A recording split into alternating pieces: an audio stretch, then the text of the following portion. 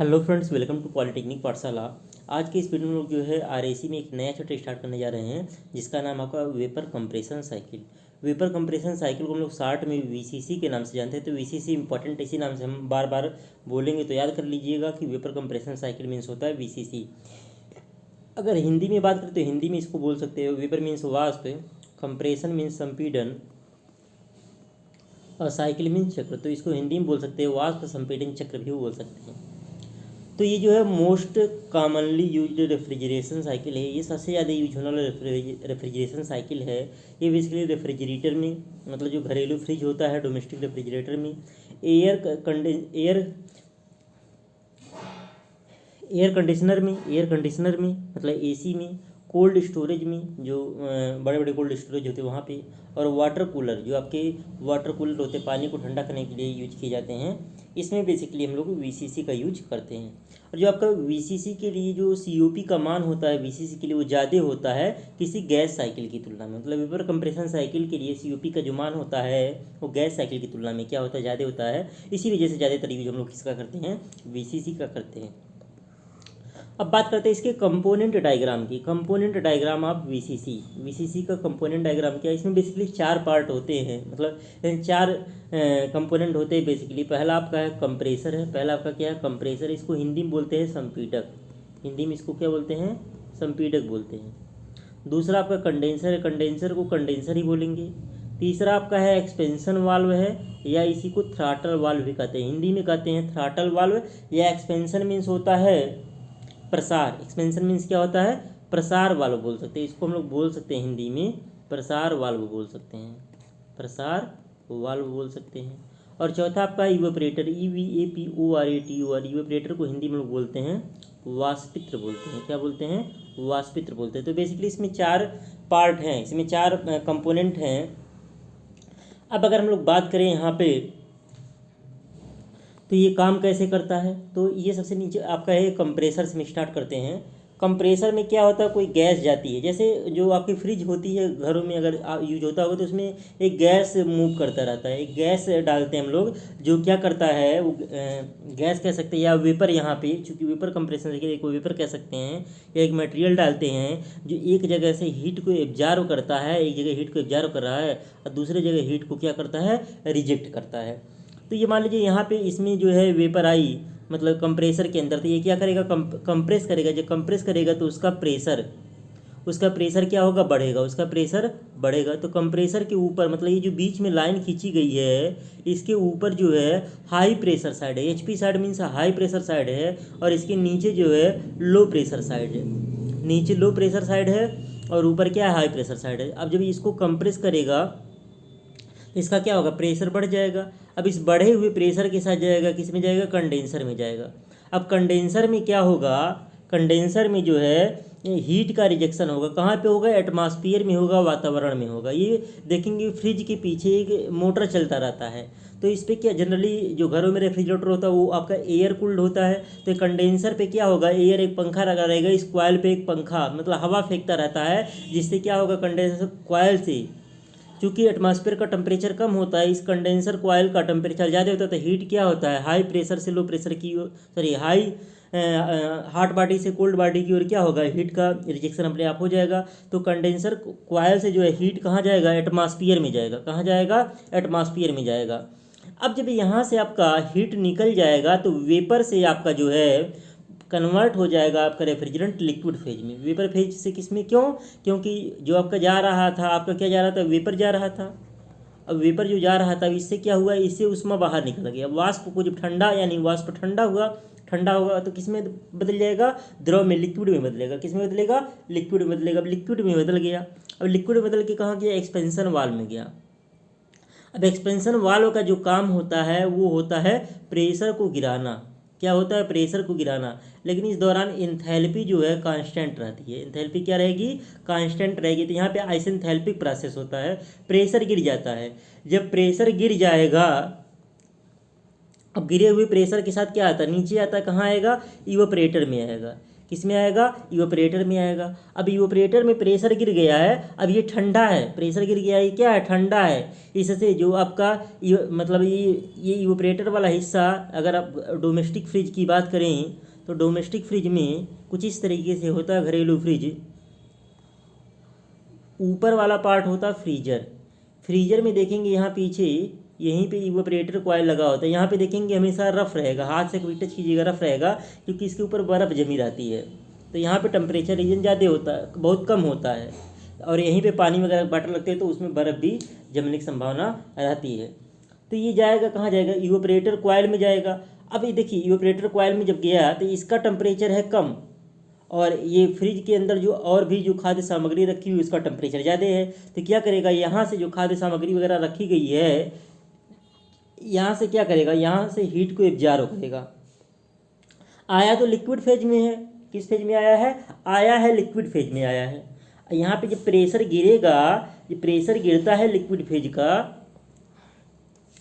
ये liquid phase में आया है। अब लिक्विड फेज में जब आया है तो यहाँ से क्या करेगा, हीट को एब्जॉर्ब करेगा। यहाँ से क्यू को जब एब्जॉर्ब करेगा तो वेपर में कन्वर्ट हो जाएगा। किस में कन्वर्ट हो जाएगा, वेपर में कन्वर्ट हो जाएगा, और वही वेपर फिर जाएगा किस में जाएगा, कंप्रेसर में जाएगा। फिर कंप्रेसर उसको क्या करेगा, कंप्रेस करेगा। फिर उसको कंप्रेसर क्या करेगा, कंप्रेस करेगा। तो यही प्रोसेस बार बार चलता रहेगा। कंप्रेसर का काम है कंप्रेस करके प्रेशर को बढ़ाना, कंडेंसर का काम है हीट को एटमॉस्फेयर में रिजेक्ट करना, एक्सपेंशन वाल्व का काम है क्या है, जो आपका लिक्विड फेज में जो आपका रेफ्रिजरेंट है, जो आपका प्रशीतक है, उसके प्रेशर को घटाना। इसका काम क्या, देखिए कंप्रेसर का काम है प्रेशर बढ़ाना, और एक्सपेंशन वाल्व का काम है प्रेशर घटाना। एक्सपेंशन वाल्व का काम है प्रेशर घटाना, और इन दोनों के दौरान प्रेशर रहता है कांस्टेंट। इसमें भी प्रेशर कांस्टेंट रहेगा, इसमें भी प्रेशर क्या रहेगा, कांस्टेंट बना रहेगा। इसमें प्रेशर क्या होगा, कांस्टेंट बना रहेगा। अब किस कंपोनेंट में कौन सा प्रोसेस होगा, अब कंप्रेसर में जो होता है ये होता है आइसेंट्रोपिक कंप्रेशन। कैसा कंप्रेशन होता है, आइसेंट्रोपिक कंप्रेशन होगा। किसका, वेपर का होगा। पहला जो यहाँ पे देखिए 4 प्रोसेस, यहाँ पे हमने नंबरिंग किया 1 से 2, तो जो कंप्रेसर में होगा, कंप्रेशन में 1 से 2 होगा। फिर आपका कंडेंसर में जो होगा वो 2 से 3 होगा। फिर आपका जो एक्सपेंशन वाल्व में होगा वो 3 से 4 होगा। और फिर आपका जो इवेपोरेटर में होगा वो 4 से 1 होगा। तो 4 प्रोसेस होंगे। कंप्रेसर में क्या होगा, कंप्रेसर में हो जाएगा isentropic compression of air, isentropic compression of refrigerant. अब इसमें क्या होगा, कंडेंसर में क्या होगा, आइसोबैरिक, क्योंकि यहाँ प्रेशर कांस्टेंट है तो आइसोबैरिक बोलेंगे। Isobaric heat rejection to atmosphere, isobaric heat rejection to atmosphere. आपका एक्सपेंशन वाल्व में क्या होगा, ये होगा आइसेंथैल्पिक एक्सपेंशन। क्या होगा, आइसेंथैल्पिक एक्सपेंशन होगा। और ये जो है आपका एक तरीके इरिवर्सिबल प्रोसेस होता है, इसमें इस प्रोसेस को हमेशा डॉटेड लाइन द्वारा दिखाते हैं। और आपका जो इवेपोरेटर में जो होगा आपका, यहाँ पे भी आपका क्या होगा, आइसोबैरिक हीट एडिशन होगा। क्या होगा, आइसोबैरिक हीट एडिशन होगा। किस में होगा, इवेपोरेटर कॉइल में होगा, इवेपोरेटर कॉइल में होगा। तो यहाँ पे प्रोसेसेस 4 हैं, चारों प्रोसेसेस नाम थोड़ा सा डिफरेंस भी बोल सकते हैं, कहीं कहीं पे भी बताएंगे। 1 से 2 हो रहा, कंप्रेसर में क्या हो रहा है, isentropic compression of refrigerant vapour, मतलब रेफ्रिजरेंट वेपर का क्या हो रहा है, आपका आइसेंट्रोपिक कंप्रेशन हो रहा है। आइसेंट्रोपिक कंप्रेशन को हम लोग रिवर्सिबल एडियाबैटिक कंप्रेशन भी बोल सकते हैं। क्या बोल सकते हैं, reversible adiabatic compression of refrigerant vapour भी बोल सकते हैं, क्योंकि रिवर्सिबल एडियाबैटिक को हम लोग आइसेंट्रोपिक प्रोसेस बोलते हैं। दूसरा कंडेंसर में क्या हो रहा है, isobaric heat rejection by refrigerant to the atmosphere, isobaric heat rejection by refrigerant to the atmosphere, मतलब रेफ्रिजरेंट द्वारा एटमॉस्फेयर में क्या हो रहा है, आइसोबैरिक हीट रिजेक्शन हो रहा है, मतलब हीट रिजेक्शन के दौरान प्रेशर का मान क्या है, कांस्टेंट। तीसरा आपका एक्सपेंशन वाले थ्रॉटल वाल्व में क्या होता है, आइसेंथैल्पिक, ISENTHALPIC है, isenthalpic expansion of liquid refrigerant, isenthalpic expansion of liquid refrigerant. Liquid refrigerant का क्या हो रहा है आपका, आइसेंथैल्पिक एक्सपेंशन हो रहा है। और इवेपोरेटर में क्या हो रहा है, isobaric heat addition to refrigerant vapour or heat extracted from low temperature space or cold body. तो यहाँ पे क्या हो रहा है, आइसोबैरिक हीट एडिशन हो रहा है, किसमें, रेफ्रिजरेंट वेपर में। जो आपका एक्सपेंशन वाल्व जो प्रेशर को घटाता है, तो यहीं पे आपका जो है एक्सपेंशन वाल्व से ही आपका जो लिक्विड रेफ्रिजरेंट है वेपर के फॉर्म में कन्वर्ट करना स्टार्ट हो जाता है। क्योंकि आपका प्रेशर जब घटता है तो वेपर होने की पॉसिबिलिटी क्या होती है, बढ़ती जाती है। आपका प्रॉपर्टीज आप स्टीम में पढ़ाया गया है थर्मल इंजीनियरिंग। प्रेशर घटाने पे आपका बहुत कम प्रेशर पे जो है, कम टेम्परेचर पे ही आपका जो है लिक्विड जो है वेपर में कन्वर्ट आपका हो जाता है। जैसे हमने बताया था कि पानी को उबालने के लिए, वाटर को अगर उबालना है तो या तो उसका टेम्परेचर बढ़ाइए या तो प्रेशर घटाइए। प्रेशर घटेगा तब भी आपका पानी क्या होगा, वाष्प में बदलने लगेगा। किसी नाते पहाड़ों पर जाने पर जैसे जैसे ऊंचाई पे बढ़ते जाते हैं प्रेशर का मान घटता जाता है। जो पानी आपका ज़मीन पे धरातल पे 100 डिग्री सेल्सियस पे उबलता था वह ऊपर जाने पे 100 से कम डिग्री सेल्सियस पे भी उबलना लगता है।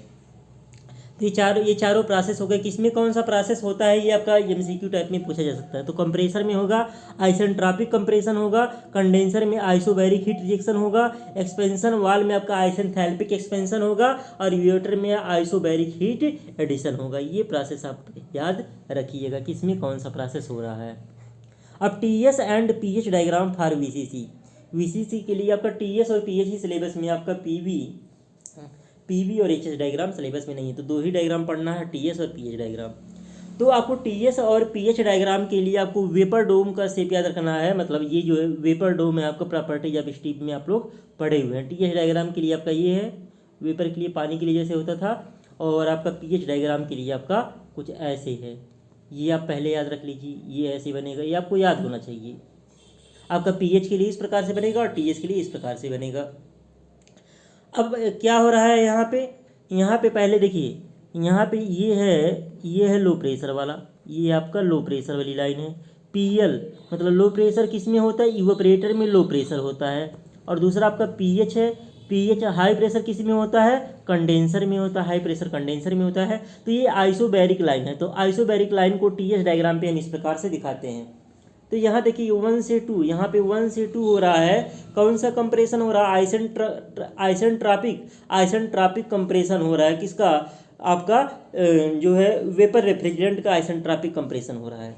जब कंप्रेशन हुआ तो ये लो प्रेशर से हाई प्रेशर पे चला गया, यानी इवेपोरेटर प्रेशर से आपका कंडेंसर प्रेशर पे आपका चला गया।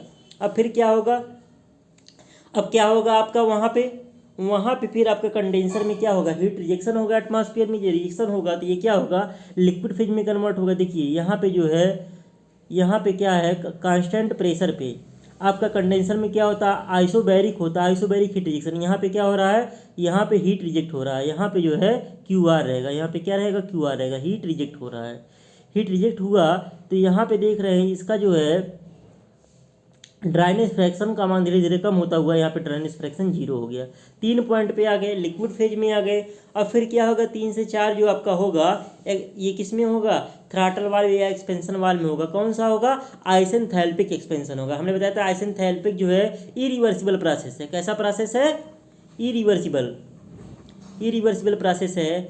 चूँकि यहाँ पे हाईली प्रेशर डेवलप होता है जब हम लोग एक्सपेंड कराते हैं, तो इस नाते इसको हम डॉटेड लाइन द्वारा दिखाते हैं।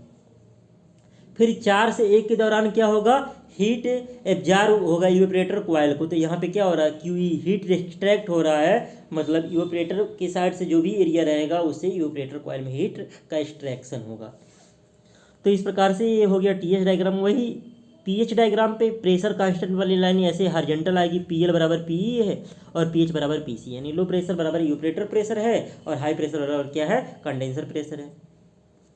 अब देखिए 1 से 2 जो आपका 1 से 2 प्रोसेस क्या होता था, आइसेंट्रोपिक वाली लाइन कुछ इस तरीके से जाएगी। यहाँ पे पीएच डायग्राम पे ये आइसेंट्रोपिक कंप्रेशन हो गया वेपर रेफ्रिजरेंट का, 1 से 2 हो गया। और 2 से 3 क्या था, आइसोबैरिक था, आइसोबैरिक लाइन वाली ये हो गई, आइसोबैरिक हो गया। 2 से 3 किस में हो रहा था, कंडेंसर में हो रहा था।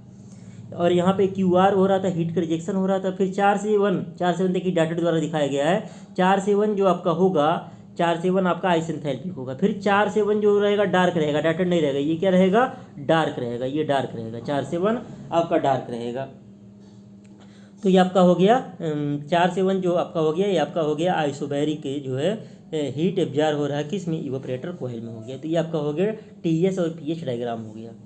अब हम बात करें सीओपी ऑफ वीसीसी जो आपका होता है वो होता है रेफ्रिजरेशन इफेक्ट अपान वर्क एक्सपेंडिचर बोलिए या एनर्जी एक्सपेंडिचर बोलिए। तो आर ई अपान, और यहाँ पे वर्क कितना कंज्यूम होगा, जितना आपको कंप्रेसर को चलाने में वर्क लगेगा, एनर्जी लगेगा, डब्ल्यू सी। तो आर ई अपान डब्ल्यू सी हो गया।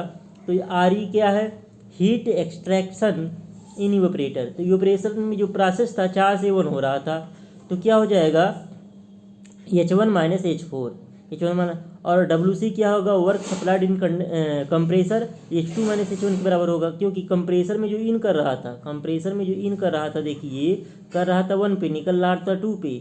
तो 2 पे प्रेशर चूँकि बढ़ गया था, आपकी एंथैल्पी बढ़ गई, तो आपका क्या हो जाएगा H2 माइनस H1 होगा, जो कंप्रेसर में जो आपका हो रहा है। और आपका इवेपोरेटर कॉइल में जो आ रहा था कुछ ऐसे था, इवेपोरेटर कॉइल में यहाँ से 1 था और यहाँ से 4 था। तो यहाँ से हीट क्या हो रहा था, एक्सट्रैक्ट हो रहा था। तो यहाँ पे 1 पे एंथैल्पी का मान ज़्यादा होगा, 4 पे कम होगा, तो H1 माइनस H4 हो जाएगा। तो यहाँ पे CUP बराबर हो गया आर ई अपान WC, तो हो गया H1 माइनस H4 अपान H2 माइनस H1। CUP का फार्मूला हो गया एक तरीके से।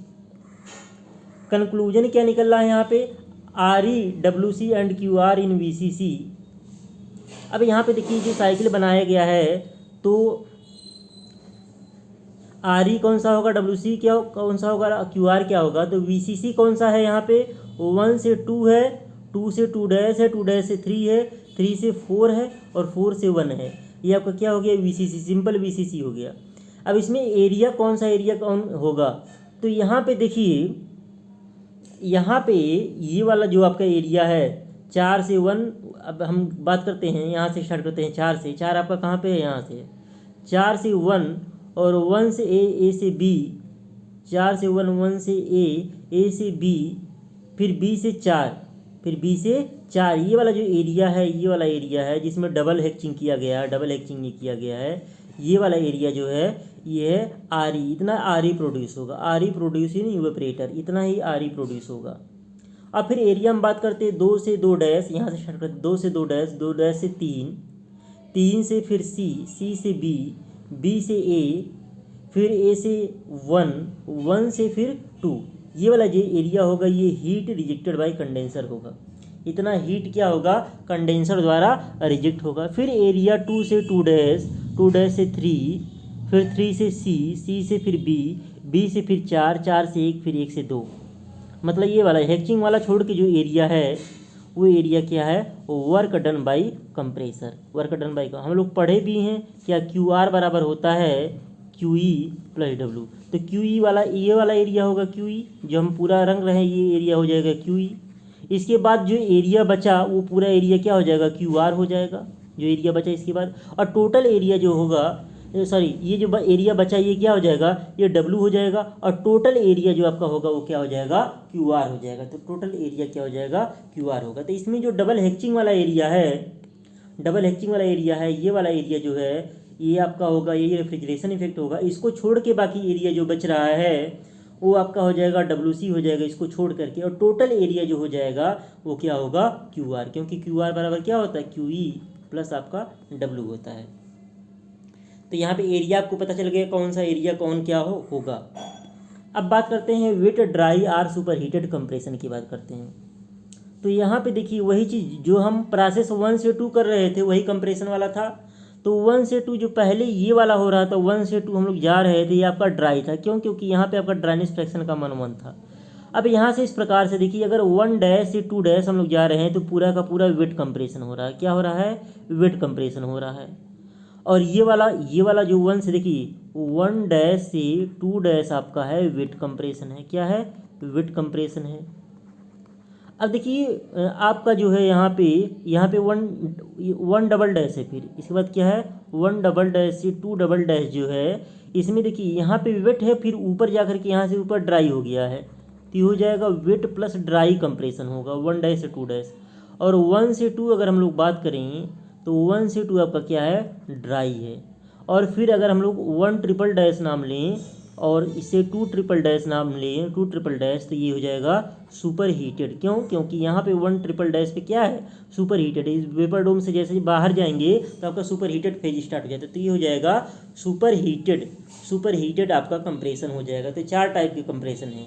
तो जैसे जैसे हम लोग, अगर हम लोग बात करें 1 से 1 डबल डैश 1 ट्रिपल डैश की ओर बढ़ रहे हैं, मतलब 1 डैश से गए 1 डबल डैश पे, 1 डबल डैश पे 1 पे गए, 1 से 1 ट्रिपल डैश पे गए। तो जैसे जैसे ऐसे बढ़ते जा रहे हैं वैसे वैसे हमारा जो है आरई रेफ्रिजरेशन इफेक्ट जो है आपका, रेफ्रिजरेशन इफेक्ट जो है आपका वो बढ़ता जा रहा है, यानी कि इनको कूलिंग जो है ज़्यादा मिलेगा। 1 डैश से 1 डबल डैश के यही पीएच डायग्राम पे दिखाया गया है। सारी चीज़ें आपकी पुरानी वाली हैं, केवल 1 से 2 वाला प्रोसेस जो है वही केवल चेंज हो गया है। ये आपका पीएल है, इवेपोरेटर प्रेशर है, ये पीएच पीसी है। तो यही आपका है। तो यहाँ पे देखिए 1 से 1 डैश से 2 डैश, 1 डबल डैश से 2 डबल डैश, 1 से 2, 1 ट्रिपल डैश से 2 डबल से, ऑल आर आइसेंट्रोपिक कंप्रेशन। सभी क्या है, आइसेंट्रोपिक कंप्रेशन प्रोसेस है इन कंप्रेसर। अब 1 से 2 आपका क्या है, रेफ्रिजरेंट ड्राई कंप्रेसर है। 1 से 2 ड्राई होगा। 1 डैश से 2 डैश क्या होगा, ये वेट कंप्रेशन होगा। 1 डबल डैश से 2 डबल डैश ये हो जाएगा वेट प्लस ड्राई होगा। 1 ट्रिपल डैश से 2 ट्रिपल डैश जो होगा ये जो है सुपर हीटेड कंप्रेशन होगा। तो चारों को हमने एक साथ दिखा गया। अगर एग्जाम में कभी सब्जेक्टिव एग्जाम में अगर एक ही पूछेगा तो आप केवल एक ही लाइन बनाएंगे, जो पूछेगा उसी के अनुसार वही लाइन केवल आप ड्रा करेंगे। अब यहाँ पे क्या लिखा गया है, wet compression of low pressure refrigerant vapour, मतलब लो प्रेशर रेफ्रिजरेंट वेपर पे हम लोग अगर वेट कंप्रेशन करें शुड बी अवॉइडेड, इसको अवॉइड करना चाहिए इन कंप्रेसर में। इसको हम लोग क्या करते हैं, अवॉइड करना चाहिए। क्यों? क्योंकि हम लोग जो कंप्रेसर द्वारा जो हम लोग किसी गैस के प्रेशर को बढ़ाते हैं, न कि लिक्विड के प्रेशर को बढ़ाते हैं। लिक्विड के प्रेशर को बढ़ाने के लिए हम लोग पंप का यूज करते हैं, और कंप्रेसर का यूज हम लोग जो है किसी गैस का प्रेशर बढ़ाने के लिए यूज करते हैं। And dry compression should be preferred, और हम लोग ड्राई कंप्रेशन क्या करते हैं, प्रीफर करते हैं। As initial point of compressor inlets moves towards rights, मतलब हम लोग 1 डैश से 1 ट्रिपल डैश की ओर हमेशा मूव करना चाहिए।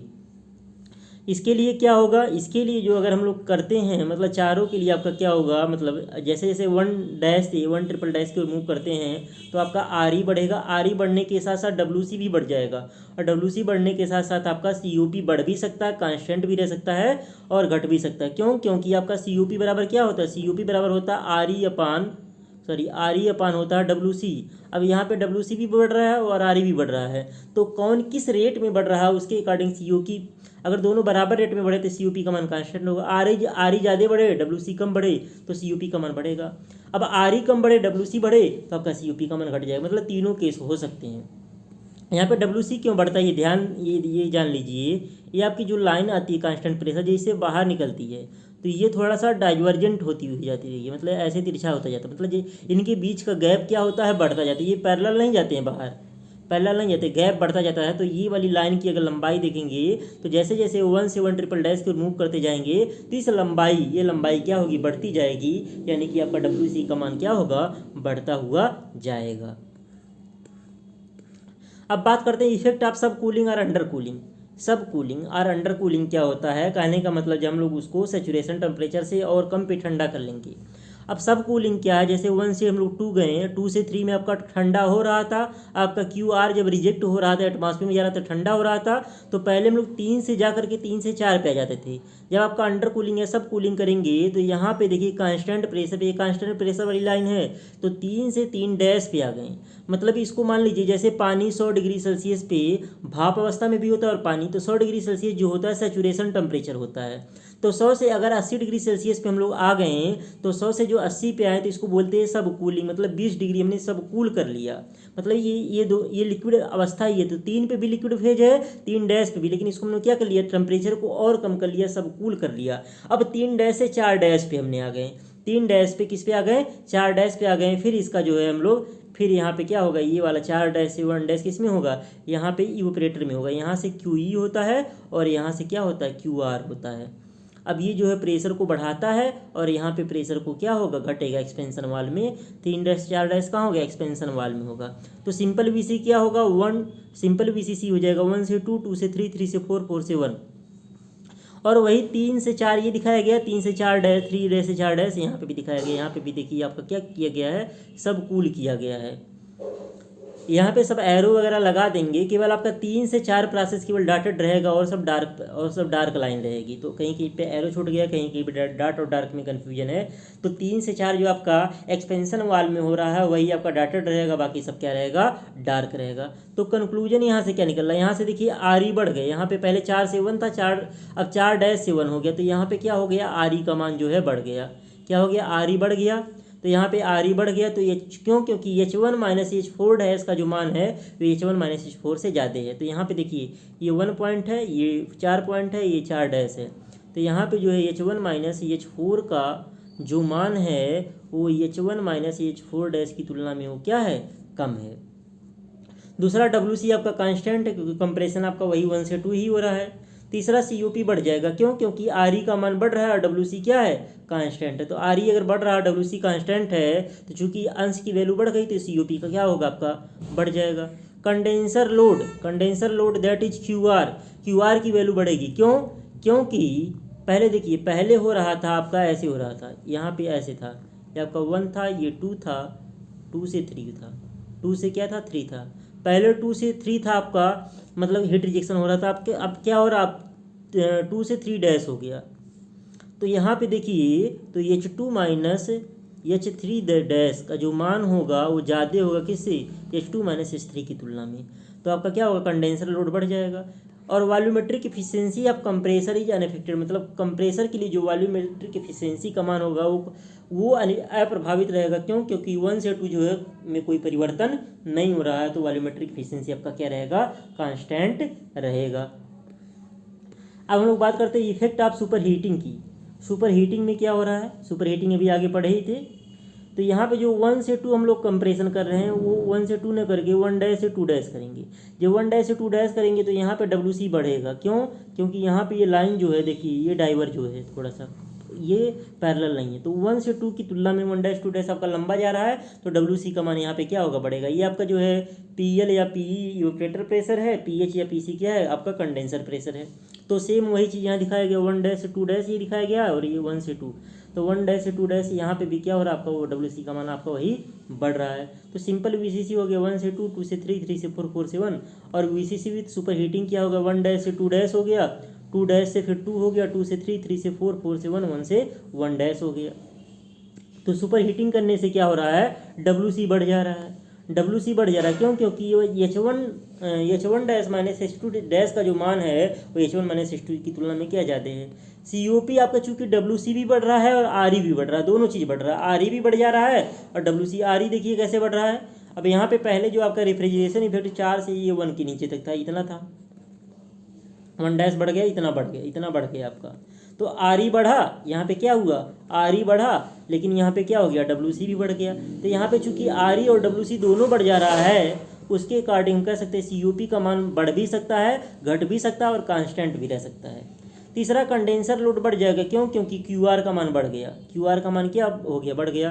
पहले देखिए, पहले आपका जो है यहाँ से ऐसे जाते थे 1 से 2, 2 से ऐसे था, 2 से 3 था। अब क्या जा रहे हैं, अब जा रहे हैं 1 डैश से 2 डैश गए हैं।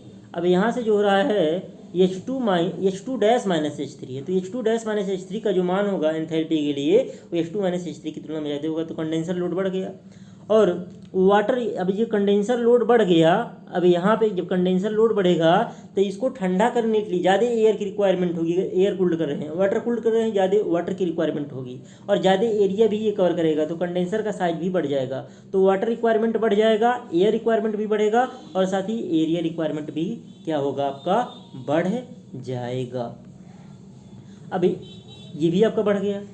अगला क्या है, temperature of discharge end of compressor, ये भी क्या हो गया, बढ़ गया। क्यों, क्योंकि T2 डैश का जो मान है T2 की तुलना में क्या है, ज़्यादा है।